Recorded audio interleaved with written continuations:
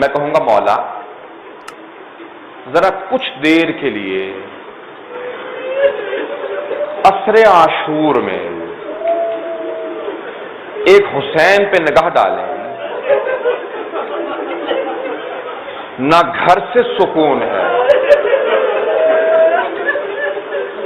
نہ گرمی میں کمی ہے، اور نہ ہی پیاس میں کوئی شدت کی کمی ہے، لیکن اس کے باوجود مورخین نے یہ لکھا ہے، جو مقتل کے لکھنے والے ہیں وہ حسین ابن علی کے ماننے والے نہیں تھے، وہ تک یہ جملے کہتے ہیں کہ تمام کے تمام اشقیاء لشکر یزید کے جتنے بھی جو سپاہی تھے وہ ایک بات دہرا رہے تھے کہ جیسے جیسے عاشور کا دن گزرتا جا رہا ہے حسین کے چہرے کا جلال بڑھتا جا رہا ہے، کمزوری نہیں بڑھ رہی، حسین کمزور نظر نہیں آ رہے، بلکہ حسین کے چہرے کا جلال بڑھ رہا ہے، حسین کے چہرے کا نور بڑھتا چلا جا رہا ہے، حسین کی شجاعت بڑھتی نظر آ رہی ہے، کمزوری نظر نہیں آ رہی۔ کہ کیوں؟ کہ بار بار ایک جملہ دہراتے تھے، آسمان کو دیکھتے تھے، کہتے تھے پروردگارہ تیرا بندہ تیری بارگاہ میں حاضر ہے۔ جب بھی کوئی لاشا اٹھاتے تھے کہتے تھے پروردگارہ میں نے اپنا حبیب تیری بارگاہ میں دے دیا، پروردگارہ میں نے مسلم ابن اوسجہ تیری بارگاہ میں دے دیا، پروردگارہ میں نے قاسم تیری بارگاہ میں دے دیا۔ پھر ایک مرتبہ کہا ایک بازو کو اٹھا کے کہ پروردگارہ یہ بازو میری بہنوں کے پردے کے محافظ میں نے تیری بارگاہ میں دے دیے۔ پھر ایک ایسا وقت آیا کہ کسی سینے میں برچھی لگی تھی، بڑے اطمینان سے برچھی کو نکالا اور اس کے بعد کا پروردگارہ میں نے علی اکبر تیری بارگاہ میں دے دی۔ ایک ایسا جملہ ہے جو مختار ابن ابی عبید ثقفی نے ابو خلیق سے سوال کیا تھا، کہا تھا اے ابو خلیق، جب بدلے لے رہے تھے نا تو ایک ایک کو پکڑا، ان سے پوچھا تم نے کیا جرم کیا، پھر اس کو سزا دی اس جرم کی۔ تو ابو خلیق سے سوال کیا کہ ابو خلیق کبھی میدان کربلا میں رونا آیا؟ تو ابو خلیق نے کہا صرف ایک ایسا موقع تھا جہاں سب رو رہے تھے۔ کہ کون سا موقع تھا؟ کہ جب حسین ایک ننھا سا لاشا لے کے واپس جا رہے تھے، کہ وہ حسین جو عباس کا لاشا اٹھا کے لے گئے تھے، علی اکبر کا لاشا اٹھا کے لے گئے تھے، کہ جس نے قاسم کے لاشے کے ٹکڑے اٹھا لیے تھے، اس حسین سے ایک ننھا سا لاشا اٹھایا نہیں جا رہا۔ کہ کیسے تم نے یہ کہا؟ جناب مختار نے سوال کیا۔ مورخین کہتے ہیں کہ جب مختار یہ سوال پوچھ رہے تھے، واقعہ کربلا کو 6 سال گزر چکے تھے، 3 مرتبہ مختار کھڑے ہوئے ممبر پہ، 3 مرتبہ گرے۔ کہ بتا ابو خلیق کیا ہوا؟ کہ بار بار حسین لاشا لے کے آگے بڑھتے تھے، کہتے تھے انا للہ وانا الیہ راجعون رضا بقضائہ وتسلیما لامرہ، پھر رک کے واپس آتے تھے، پھر آگے جاتے تھے۔ کہ جب 7 مرتبہ حسین رکے تو اب لوگ کہنے لگے واقعا لگتا ہے حسین ٹوٹ گئے ہیں۔ ایک مرتبہ مختار نے جملہ سنا کہ کیوں بار بار حسین رکتے تھے؟ کہ ہمیں نہیں معلوم، لیکن ایک آدمی کہہ رہا تھا در خیمہ پہ ایک بی بی کھڑی تھی، خیمے کے پردے کے نیچے اس کے پاؤں نظر آ رہے تھے۔ کہ حسین بار بار در خیمہ کو دیکھ کے رک جاتے تھے، پھر واپس آتے تھے، پھر بڑھتے تھے، پھر واپس آتے تھے۔ شاید سوچتے تھے میں نے صبر کر لیا، میں اصغر کی ماں کو کیا بچاؤں گا۔ اجرکم اللہ، اجرکم اللہ۔ ابھی تو آج پہلی شب ہے، آپ ایسے رو رہے ہیں، جب میں شہادتیں پیش کروں گا کیا کیجیے گا؟ اجرکم اللہ۔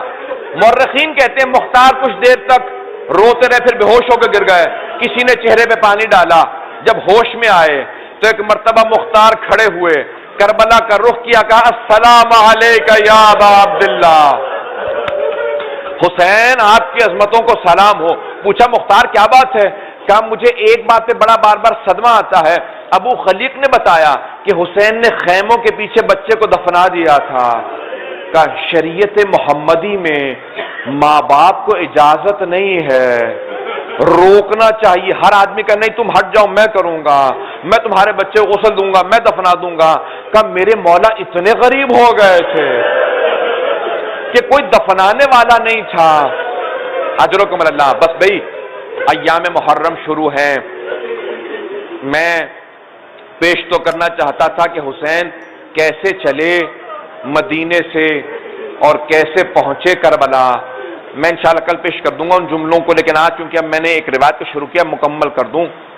الوقائع والحوادث میں روایت کے الفاظ ہیں، امام رضا علیہ السلام کے پاس ان کے ایک صحابی آئے ریان ابن شبیب، مستند ترین جو روایت ہمارے ہاں آئی ہے مقتل کی وہ یہی روایت ہے کہ جناب ریان ابن شبیب کہتے ہیں میں امام کی بارگاہ میں پہنچا، دیکھا امام زار و قطار رو رہے ہیں، اتنا رو رہے ہیں کہ امام کی ریش مبارک، داڑھی بڑی تھی، داڑھی پوری بھیگ چکی تھی، اتنے آنسو بہا رہے تھے امام۔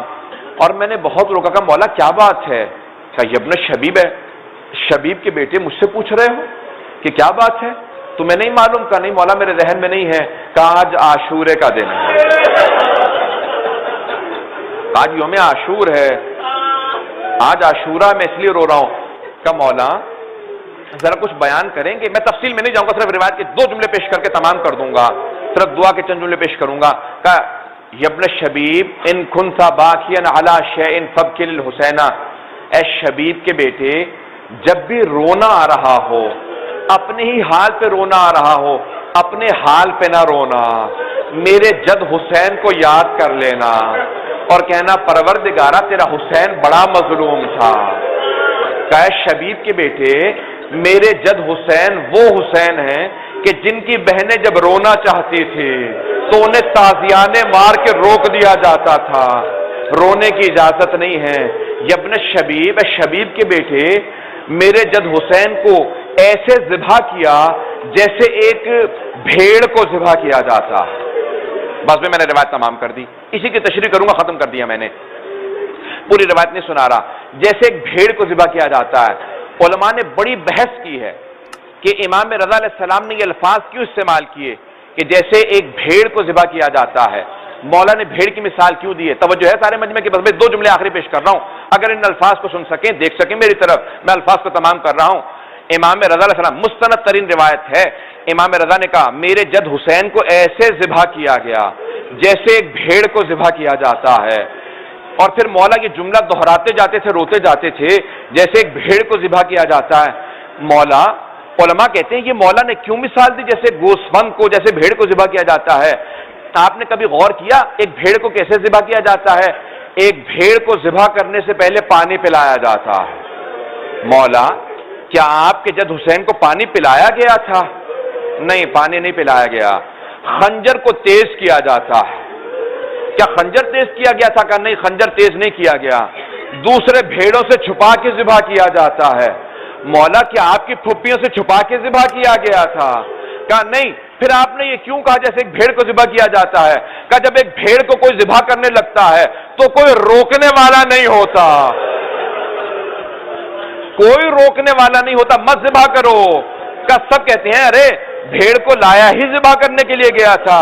کہا جب حسین کو ذبح کیا جا رہا تھا کوئی روکنے والا نہیں تھا، سب راضی کھڑے تھے، کوئی کہہ رہا تھا جلدی مارو حسین کو نماز پڑھنی ہے، کوئی کہہ رہا تھا ذبح کر دو۔ کہ صرف ایک بہن کھڑی چادر کا دامن پھیلے رو رو کے کہہ رہی تھی رک جاؤ، واہ محمد یہ نبی کا نواز